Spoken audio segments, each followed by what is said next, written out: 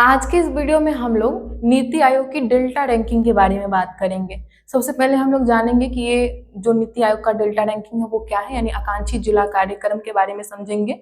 और इस कार्यक्रम में बिहार का एक जिला ऐसा है जिसने सबसे प्रथम स्थान हासिल किया है, तो उसके बारे में भी जानेंगे कि कौन सा जिला है और ये रैंकिंग किस आधार पर की जाती है उसके बारे में भी समझेंगे। तो सबसे पहले शुरुआत करते हैं हम लोग कि जो नीति आयोग की रिपोर्ट है, इस रिपोर्ट में बिहार का एक जिला नीति आयोग की आकांक्षी जिला कार्यक्रम के अंतर्गत पहला स्थान हासिल किया है। तो सबसे पहले ये समझे, आगे बढ़ने से पहले हम लोग ये समझे कि आकांक्षी जिला कार्यक्रम क्या होता है। तो आकांक्षी जिला कार्यक्रम का अर्थ है कि वैसे जिले जो पिछड़े हैं या जहाँ पर विकास की गति बहुत धीमी है या विकास में वो बहुत पीछे रह गई है, उनको बहुत तेजी से जो है उसका विकास करना, बहुत तेजी से उसको जो है आगे बढ़ाना, इसको हम आकांक्षी जिला योजना कहते हैं। इसकी शुरुआत जो है वो नीति आयोग के द्वारा जनवरी 2018 में किया गया था।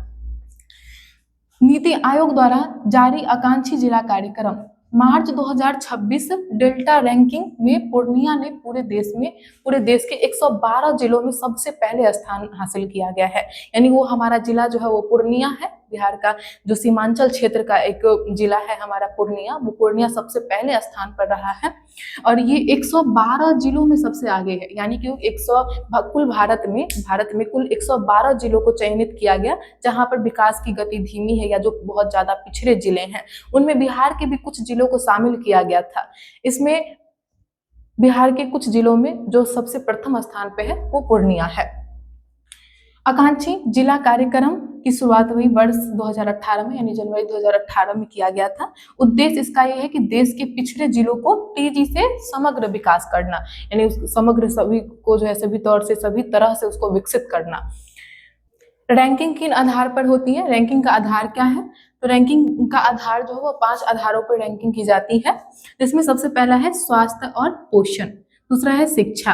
अच्छा, इन सबों को जो है वो 100% माना जाता है। 100% में जो स्वास्थ्य और पोषण है इसको 30% हिस्सेदारी दी जाती है। स्वास्थ्य और पोषण को 30% हिस्सेदारी दी जाती है। दूसरा है शिक्षा, शिक्षा को भी जो है वो 30% हिस्सेदारी दी गई है। उसके बाद है कृषि और जल संसाधन, कृषि और जल संसाधन को जो है वो 20% हिस्सेदारी दी गई है। वित्तीय समावेशन और कौशल विकास, इसे 10% हिस्सेदारी दी गई है। और अवसंरचना यानी कि इंफ्रास्ट्रक्चर, इसे भी जो है वो 10% हिस्सेदारी दी गई है। स्वास्थ्य और पोषण 30% हिस्सेदारी दी गई है। इसका मतलब ये है कि जब रैंकिंग होती है तो इसमें ये देखा जाता है कि कौन सा जिला ऐसा है जहाँ की स्वास्थ्य और पोषण जो है वो सबसे अच्छी है, वहाँ की स्वास्थ्य और पोषण की जो स्थिति है वो सबसे अच्छी है। शिक्षा की स्थिति जो है वो अच्छी है सबसे, इसके लिए इसके 30% यानी स्वास्थ्य और पोषण शिक्षा को सबसे ज्यादा वैल्यू दिया गया है। उसके बाद जो है वो कृषि और जल संसाधन है जिसे 20% दिया गया है, और वित्तीय समावेशन और कौशल विकास इसे 10% दिया गया है, और अवसंरचना इसे भी 10% दिया गया है।